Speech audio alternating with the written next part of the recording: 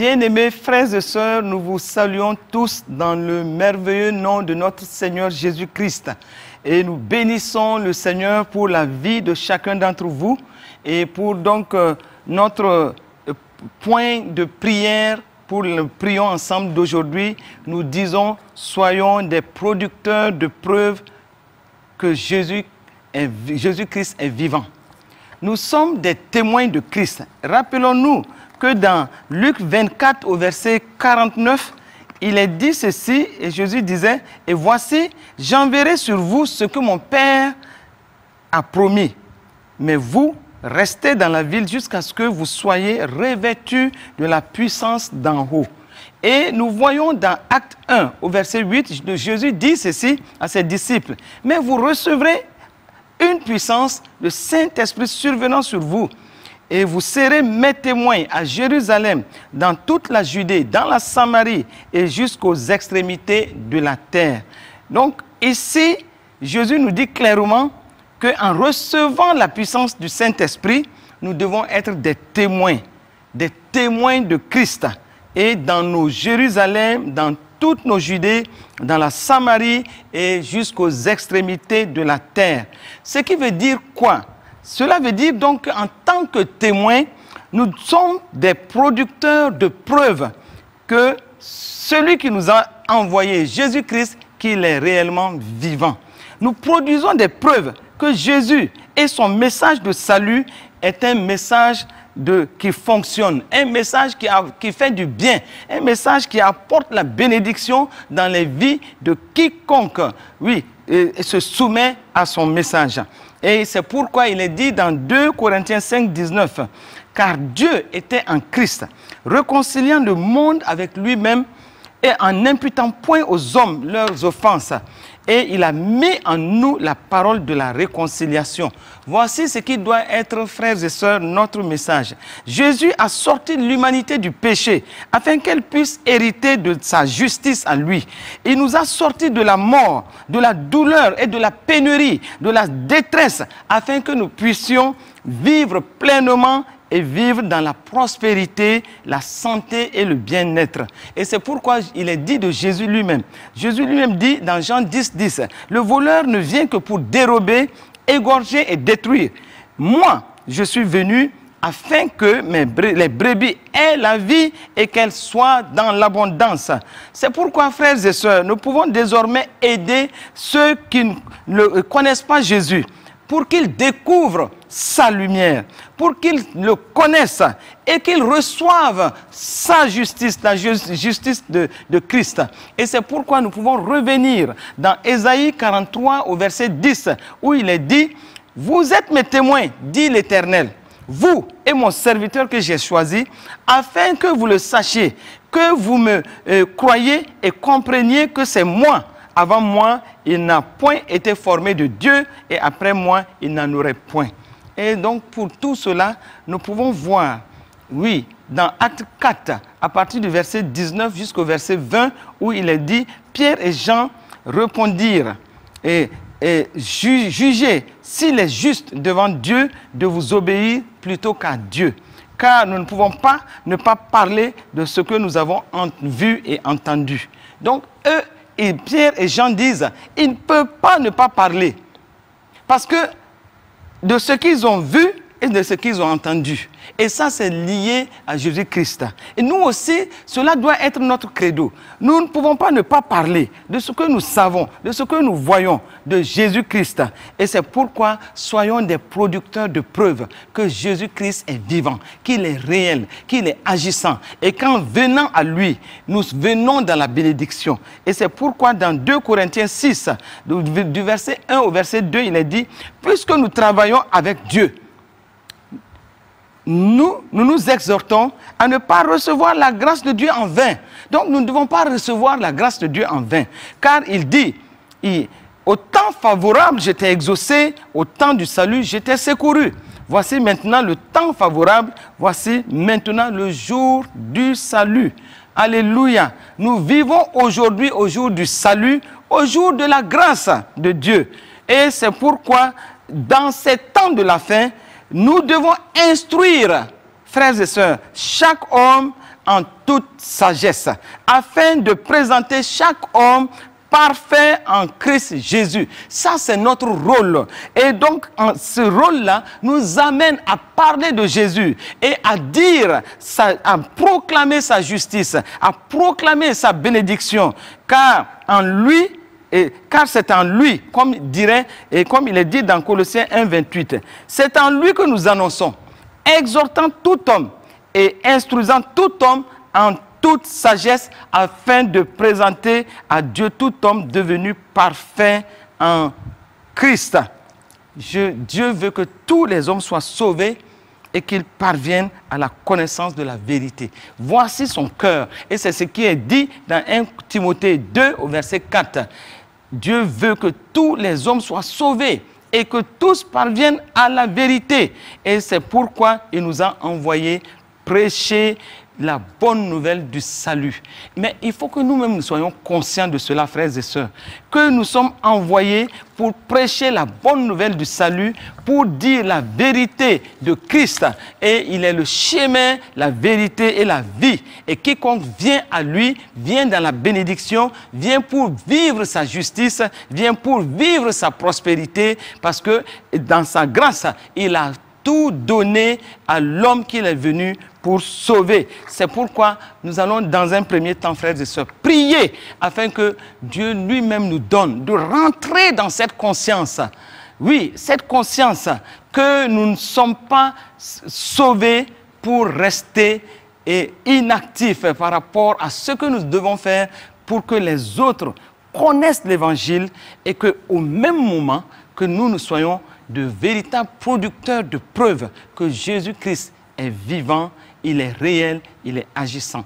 Prions dans un premier temps pour ce point de prière. Ô Père éternel, Père de grâce, nous bénissons ton nom. Nous te disons merci pour la grâce que tu nous as fait de te connaître.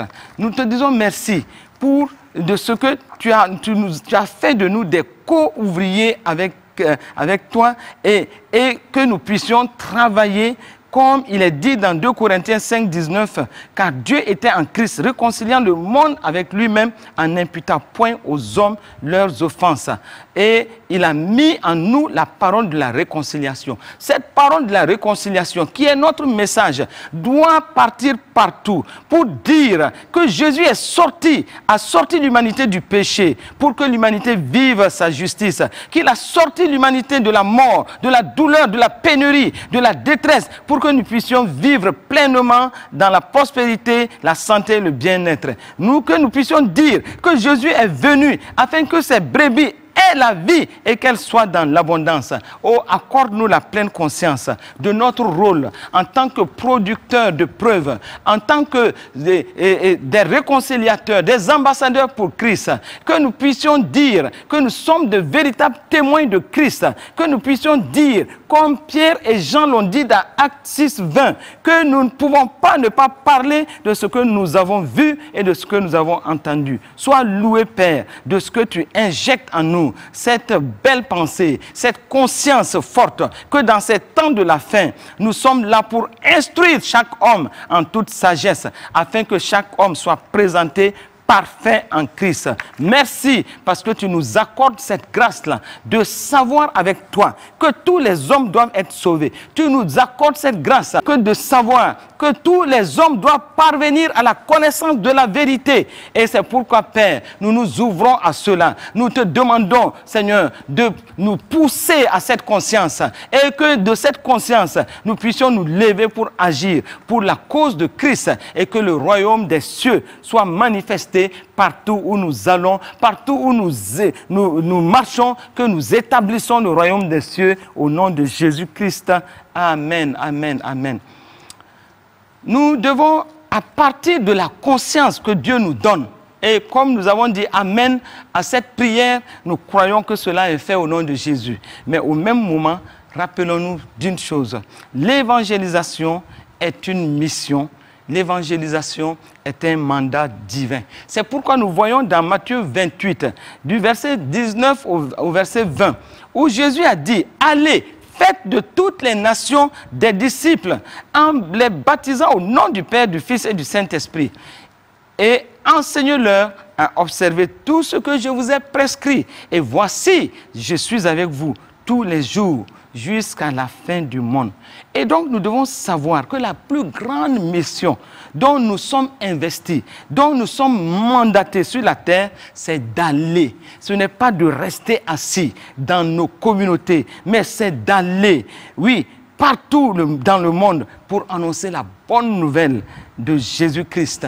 Dieu ne nous a pas sauvés pour que nous puissions rester comme des élites dans nos assemblées, pour que nous puissions rester dans nos conforts entre quatre murs. Mais il nous a dit d'aller. Par la bouche de Jésus, il a dit allez et faites de toutes les nations des disciples. Oui, l'Esprit du Seigneur étant sur nous, comme Jésus-Christ l'a dit dans Luc 4, 18, l'Esprit du Seigneur est sur moi parce qu'il m'a oint pour annoncer une bonne nouvelle aux pauvres. Il m'a envoyé pour guérir ceux qui ont le cœur brisé. Nous aussi, nous avons l'Esprit de Dieu en nous et avec nous. Et donc, nous devons aller sans avoir honte de l'Évangile, parce que c'est une puissance pour le salut de quiconque croit. Et nous devons faire comme Paul qui a dit dans Romains 1, 16, « Car je n'ai point honte de l'Évangile. C'est une puissance de Dieu pour le salut de quiconque croit, du juif premièrement, puis du grec. » Et c'est pourquoi, sans avoir honte de l'Évangile, nous nous décidons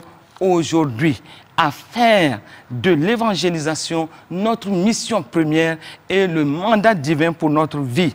Et c'est pourquoi, frères et sœurs, nous allons crier à Dieu pour dire que nous voulons être ses messagers, les messagers de Christ envoyés pour la bonne nouvelle. Oui, si nous nous engageons ainsi, Dieu lui-même va nous donner la force, la capacité, tout ce qu'il faut et il va investir en nous tout ce qu'il faut parce que nous avons déjà reçu cette puissance qui est survenue sur nous. Nous allons aller avec zèle, nous allons aller avec assurance pour annoncer la bonne nouvelle pour que plusieurs soient sauvés. Et c'est pourquoi maintenant, élevons la voix pour dire, Seigneur, nous voici, tu nous as envoyés, nous voulons aller, donne-nous ce zèle, accorde-nous cette grâce d'aller et d'être des producteurs de preuves que Jésus-Christ est vivant. Prions pour cela. Père, nous disons aujourd'hui, nous voici. Comme il est dit dans Ésaïe 6, 8. Oui, Dieu avait demandé, qui enverrai-je? Qui ira pour nous? Ésaïe a dit, me voici, envoie-moi.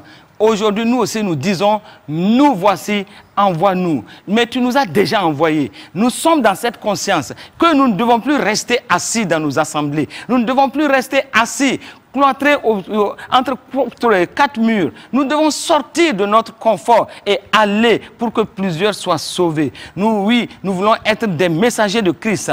Oui, envoyés pour la bonne nouvelle, pour ceux qui en ont besoin. Nous voulons, dans cette principale mission que tu nous as donnée, annoncer la bonne nouvelle à toute la création. En tant que fils de Dieu, nous voulons être des porteurs de bonnes nouvelles et des producteurs aussi de preuves que cette bonne nouvelle marche, qu'elle fonctionne. Cette bonne nouvelle qui dit que à chaque malade que Jésus-Christ l'a déjà guéri. Oh, cette bonne nouvelle qui dit à tout opprimé que Jésus-Christ délivre. Cette bonne nouvelle qui dit à tous ceux qui ont le cœur brisé que Jésus-Christ console. Cette bonne nouvelle qui dit à tout pauvre que Jésus-Christ pourvoit à ses besoins. À cette bonne nouvelle aussi qui dit aux pécheurs que Jésus-Christ l'a déjà pardonné depuis la croix de Calvaire à Golgotha. Et c'est pourquoi nous disons, oh, nous sommes bénis de pouvoir accomplir cette œuvre au nom de Jésus-Christ de Nazareth. Merci Seigneur, parce que le salut doit être disponible pour tout le monde. Nous n'avons pas honte de l'évangile. Nous partons pour la gloire de Dieu et nous déclarons des paroles de bénédiction pour que Jésus-Christ règne dans tous les cœurs et que Seigneur, dans ta grâce, nous puissions te voir agir dans toutes les communautés. Oh, nous voulons que la parole de bénédiction soit toujours distillée dans les communautés. Et nous savons que tu nous as investis, tu as donné la puissance par le Saint-Esprit et nous sommes oints pour briser les jougs et enlever les malédictions par la puissance du Saint-Esprit, parce que Jésus-Christ a déjà pris toutes les malédictions à la croix et nous sommes là pour déclarer les messages de délivrance. Oh Seigneur, merci parce que tu nous donnes d'aller de l'avant pour l'évangélisation et aussi d'avoir des résultats et d'être des producteurs de preuves que Jésus-Christ est vivant. Alléluia. Et cela est fait, Père, pour la gloire de ton nom, au nom de Jésus-Christ. Nous savons que l'évangélisation est une action qui va libérer, oui, la grâce de Dieu et activer la saison de faveur divine. Et nous sommes là pour cela, prêts à aller, prêts à agir. Accorde-nous la force de nous lancer dans cette action de témoignage, d'évangélisation pour la gloire de ton nom. Béni sois-tu, Père. Ô Seigneur, merci parce que ta grâce est suffisante et donne-nous de le faire avec zèle et avec beaucoup d'amour pour la gloire de ton nom. Béni sois-tu au nom de Jésus-Christ. Amen, amen, amen. Oh frères et sœurs, ceci est très important. Une seule parole de bénédiction va véhiculer la guérison. Une seule parole, oui, dite avec onction, va amener la restauration et va démontrer, établir que nous sommes envoyés, mais que nous sommes des producteurs de preuves que Jésus-Christ est vivant. Une seule parole dite, oui, à propos, va apporter la consolation, la réconciliation, la délivrance, la paix, la joie, l'amour, l'espérance et la foi. Et l'évangile est cette bonne nouvelle qui a le pouvoir de changer littéralement la vie d'une personne, car elle transporte le même message divin, suffisamment puissant pour communiquer la vie à ceux qui la reçoivent. Oui, et c'est pourquoi nous devons réaliser les enjeux spirituels liés à l'évangélisation. Et regardez, à cause de tout cela, plusieurs doivent aller. Aujourd'hui, plus que jamais, plusieurs doivent aller, comme Jésus l'a dit. Et c'est pourquoi, regardons dans Matthieu 9, au verset 37-38, où Jésus a dit à ses disciples, alors il dit à ses disciples, la moisson est grande, mais il y a peu d'ouvriers. Regardez comment c'est beau, c'est sublime d'aller et de partager l'évangile de Christ et d'être des producteurs de preuves que Jésus est vivant. Mais Jésus dit, la moisson est grande, mais il y a peu d'ouvriers. Priez donc le maître de la moisson d'envoyer des ouvriers dans sa moisson. Et c'est ce que nous allons faire aujourd'hui. Nous sommes certes des ouvriers pour la moisson de la fin des temps, envoyés avec le message de la puissance salvatrice. Mais on a besoin de beaucoup d'ouvriers. Prions afin que Dieu lui-même, comme Jésus l'a dit, priez donc le maître de la moisson d'envoyer des ouvriers dans sa moisson. Élevons la voix et faisons simplement cette prière. Père, nous sommes tellement convaincus que la grâce est relâchée quand nous parlons de l'évangile. Quand par l'évangile, nous libérons plusieurs de la servitude. Mais nous voyons, Père, que la moisson est grande et il y a peu d'ouvriers. Et nous prions aujourd'hui, simplement comme le maître l'a dit, demandé. Prions afin que tu envoies des ouvriers pour la moisson dans ces temps de la fin.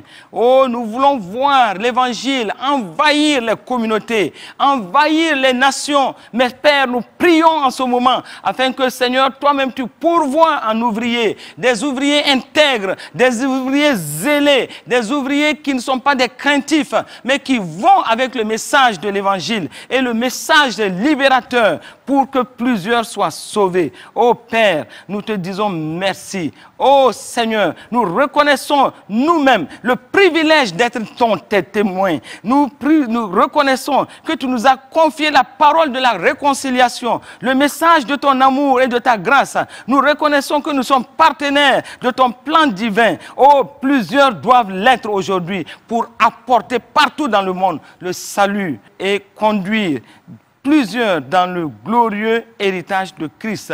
Donne-nous, Seigneur, oh, de voir que tu suscites des ouvriers et que plusieurs partent avec zèle pour que Jésus-Christ soit glorifié.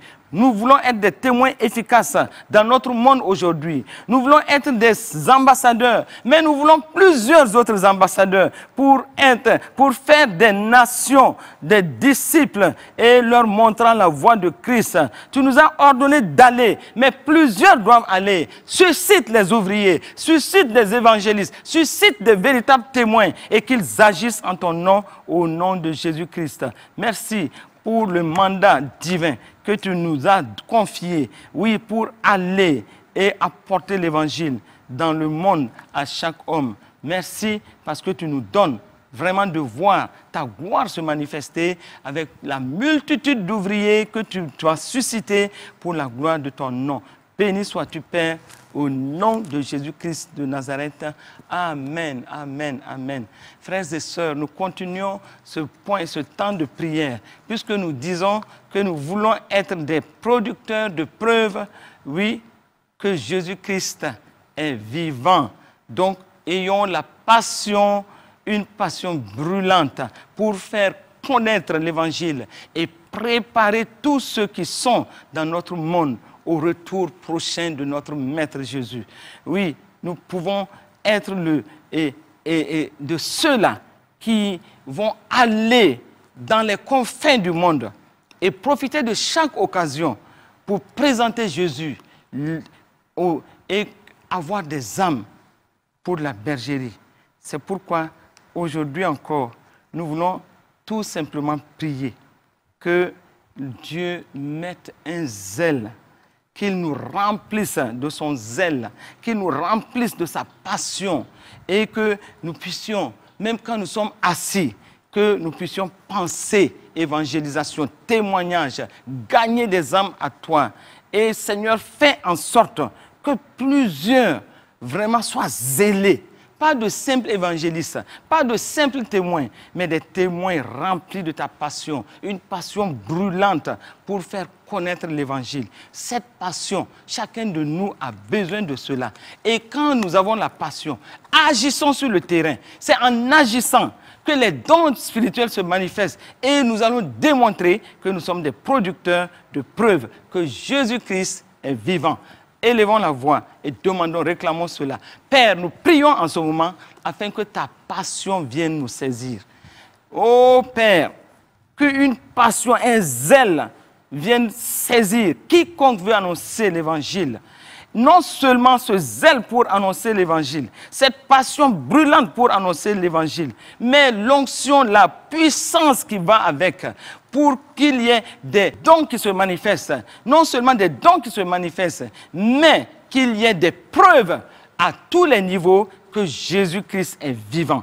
Merci Seigneur, parce que nous saisirons chaque opportunité pour gagner des âmes, oh, divinement habilités et fortifiés pour partager ton message avec un enthousiasme et une conviction inébranlable au nom de Jésus. Oh Papa, oh merci parce que tu nous donnes de te voir à l'œuvre à tous ces niveaux pour que ton règne de gloire soit manifesté dans le nom de Jésus-Christ.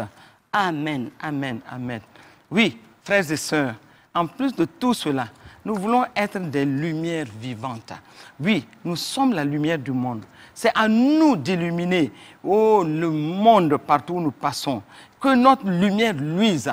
Et nous allons prier afin que notre lumière luise. Que les hommes voient les bonnes œuvres que nous faisons afin que Christ soit véritablement révélé partout où nous passons. Notre lumière doit être manifestée. Oui, nous sommes le sel de la terre. Que la lumière de Christ en nous, oui, jaillisse dans nos communautés, jaillisse dans nos nations. Que la lumière de Christ jaillisse pour nos familles, jaillisse dans nos villes, jaillisse dans nos nations, jaillisse dans le monde entier. Oui, c'est pourquoi nous allons prier afin que la lumière des enfants de Dieu luise, comme il est dit dans Matthieu 5,16, que votre lumière luise ainsi devant les hommes, afin qu'ils voient vos bonnes œuvres et qu'ils glorifient votre Père qui est dans les cieux. Alléluia. Et prions pour cela.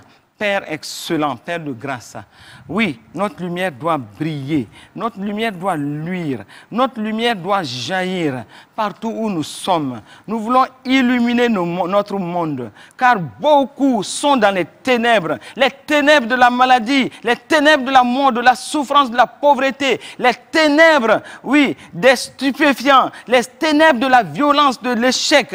Oh papa, que notre lumière ne se cache plus, que notre lumière soit manifestée, que nous puissions éclairer tous ceux qui sont dans les ténèbres de la misère, et que nous puissions dire que nos bonnes œuvres sont vues afin que le Père soit glorifié. Merci Seigneur, parce qu'à partir de maintenant, tout ce qui était des boisseaux qui retenaient nos lumières, ces boisseaux sont brisés au nom de Jésus. Nous détruisons tout boisseau, oui, qui étouffe nos lumières dans le nom de Jésus. Quelles que soient nos situations, les boisseaux qui nous empêchaient de luire et que notre lumière luise, ces boisseaux, nous les ôtons aujourd'hui au nom de Jésus. Désormais, nous nous voyons comme une lumière dans nos nations et nous sommes lumineux aussi par le Saint-Esprit qui habite en nous. Nous sommes la lumière du Seigneur et nous marchons comme des enfants de lumière partout où nous passons et nous brillons de tout notre éclat dans le nom de Jésus. Merci Seigneur, parce que tu inondes notre cœur de ta lumière, afin que nous puissions connaître et approfondir aussi notre but et dans notre vie au nom de Jésus. Merci Seigneur, parce que ta grâce est suffisante. Oh, illumine les yeux de notre cœur et que nous puissions vraiment voir tout ce que nous devons faire afin que notre lumière luise, que l'évangile soit prêché, oui, partout, et que notre zèle, notre passion, amène plusieurs à rentrer dans la bergerie au nom de Jésus. Comme il est dit dans Philippiens 2, 15, nous voulons être irréprochables et purs, des enfants de Dieu irrépréhensibles au milieu d'une génération perverse et corrompue, parmi laquelle nous brillons comme des flambeaux dans le monde. Merci Seigneur, parce que cela est accompli dans le nom de Jésus-Christ de Nazareth. Nous avons prié et nous sommes exaucés. Amen. Alors que nous finissons ce temps de prière, nous allons prier pour notre nation, le Burkina Faso. Nous voulons que la lumière de Christ rentre partout où il y a des ténèbres. Les ténèbres de l'insécurité, les ténèbres de la violence, les ténèbres à tous les niveaux, de la pauvreté et tout. Que la lumière de Christ parte dans tous ces domaines et apporte la vie, apporte l'espérance. Oh, et cela, c'est à travers les enfants de Dieu. Et que aussi, la lumière de Christ attire plusieurs dans le royaume des cieux au nom de Jésus, puisqu'il est dit dans le psaume 33 au verset 12, « Heureuse la nation dont l'Éternel est le Dieu, heureux le peuple qu'il choisit pour son héritage. » Et nous allons prier maintenant pour cela au moment où nous terminons ce temps de prière. Excellent Père de grâce, comme il est dit dans Malachie 3, 12, « Toutes les nations nous diront heureux, car nous sommes un pays de délices, dit l'Éternel des armées. » Nous prions aujourd'hui pour notre nation, le Burkina Faso. Nous cherchons le bien de notre nation, le Burkina Faso, parce que nous savons que notre bonheur en dépend. Et c'est pourquoi nous nous humilions, nous invoquons ton nom aujourd'hui. Et nous savons que tu exauces nos prières, au-delà de ce que nous pouvons même penser. Nous savons, comme il est dit dans Proverbe 11, au verset 11, que la nation, la ville, s'élève par les bénédictions des hommes droits. Nous sommes tes justes, ô Père. À cause de notre identité en Christ, nous sommes des hommes droits. Et c'est pourquoi nous prions et nous savons que notre prière fervente, comme il est dit dans Jacques 5, 16, notre prière fervente a une grande efficacité. C'est pourquoi maintenant, Père, nous déclarons que la lumière que tu as mise en nous illumine tout le Burkina Faso. La lumière de Christ jaillit dans le Burkina Faso, dans tous les domaines, oui Seigneur, d'insécurité. La lumière de Christ jaillit dans les communautés et arrête l'insécurité dans le nom de Jésus. La lumière de Christ illumine les communautés, apporte la paix dans les cœurs, apporte la joie de Christ. Oui, Seigneur, merci parce que Seigneur, tu nous donnes l'assurance. Et tu donnes l'assurance aussi aux forces de défense et de sécurité. Seigneur, sur le terrain de combat, tu les protèges par le sang de Jésus. Tu les gardes et tu gardes aussi les volontaires pour la défense de la patrie au nom de Jésus. Merci Seigneur, parce que tu nous donnes de te voir à l'œuvre et tu nous donnes aussi par l'évangile, oui, de Christ, tu nous amènes à agir en tant que producteurs de preuves. Tes enfants agissent pour dire que Jésus-Christ est vivant à tous les niveaux. Sois béni, sois loué, sois exalté pour tout ce que tu fais pour le Burkina en ce moment à travers la lumière de Christ. Et Seigneur, que ton règne de gloire se manifeste dans cette nation pour apporter cette sécurité, cette sérénité, cette paix et cette joie. Dans le nom de Jésus-Christ de Nazareth, nous avons prié et nous sommes exaucés. Amen, amen, amen. Nous finissons ici, chers frères et sœurs, ce temps de prions ensemble et nous déclarons la bénédiction sur la vie de quiconque a été en contact avec nous. Au nom de Jésus, recevez cette grâce et que cette grâce visite tous les domaines où vous avez besoin d'intervention dans votre vie, que Jésus-Christ règne sur votre vie, que Jésus-Christ vous apporte, oui, la solution à vos défis. Au nom de Christ Jésus, amen.